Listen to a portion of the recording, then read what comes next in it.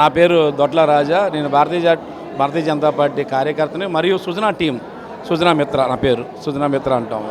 MLA గారు సుజనా చౌదరి గారి ఆధ్వర్యంలో నియోజకవర్గంలోని కొన్ని డివిజన్ల వరకు పరిమితం చేస్తూ ఒక్కొక్క డివిజన్కి ఒక వ్యక్తిని నిర్మించిన సుజనా మిత్రాన్ని. మనం చూసుకుంటే విజయవాడలో ఉన్న బాపు మ్యూజియం అంటే పేరుకైతే మంచిగానే ఉంది, కానీ పిల్లలు వచ్చి చూడటానికి కానీ సందర్శకులకి అంత కనువింపుగా అయితే ఏమీ ఉండదు అని ఒక టాక్ ఉంది. సో ఈరోజు మ్యూజియం డే అయితే సెలబ్రేట్ చేస్తున్నారు.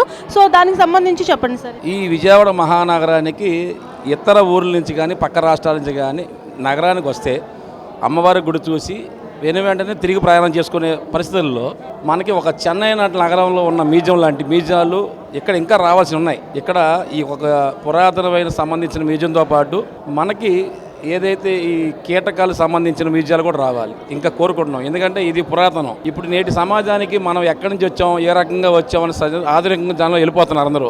కానీ ఇటువంటి ఆధునికం నుంచి మన పురాతనం కూడా తెలుసుకోవడం వల్ల వాళ్ళ మానసిక పరిస్థితి మారి మనం ఎక్కడి నుంచి వచ్చాము, మన పూర్వీకులు ఎలాగొచ్చారు, ఏం వాడారు అవి తెలుసుకోవడం వల్ల వాళ్ళలో మంచి ప్రవర్తన కలిగి పిల్లల్లోని వాళ్ళ చదువుల్లో ఇది ఒక భాగంగా ఉపయోగపడుద్దని, ఈ నగరంలో ఇది ఒక తలమానికంగా విజయవాడ నగరంలోకి వచ్చిన అతిథులకి ఇటువంటి మ్యూజియం కూడా చూడడం వల్ల కొద్దిగా ఒక మంచి వాతావరణం కలుగుద్దని ఆశిస్తున్నాను నేను. ఇప్పుడు చూసుకుంటే తాతల తరం పేర్లే మర్చిపోతున్నారు ఇప్పుడు జనరేషన్ పిల్లవాళ్ళు.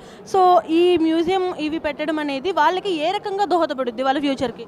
అదే చెప్తున్నా, ఇది ఎడ్యుకేషన్లో వచ్చే మార్పులు కూడా దీనికి ఉపయోగపడతాయి. ఒకప్పుడు ఎడ్యుకేషన్లో కొన్ని తీసేశారు. ఇప్పుడున్న ఈ ప్రభుత్వాలు ఎడ్యుకేషన్లో కొన్ని చేర్చబట్టి అది చేర్చడం వల్ల చదివితే ఇది చూడడం వల్ల కొన్ని వాళ్ళలో మార్పులు వస్తాయి.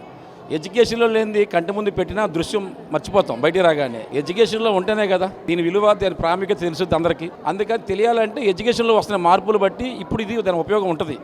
మున్ముందు బాపూజీ మ్యూజియం ఇంకా ఎంతలా డెవలప్ అవబోతుంది? ఇప్పుడున్న అవకాశాలు బట్టి ఒక తొలి అడుగు పడింది. భవిష్యత్తులో ఇంకా 2-3 అడుగులు పడి ఇంకా మంచి మ్యూజియంలు కూడా రావాలి నేను కోరుకుంటున్నానమ్మా.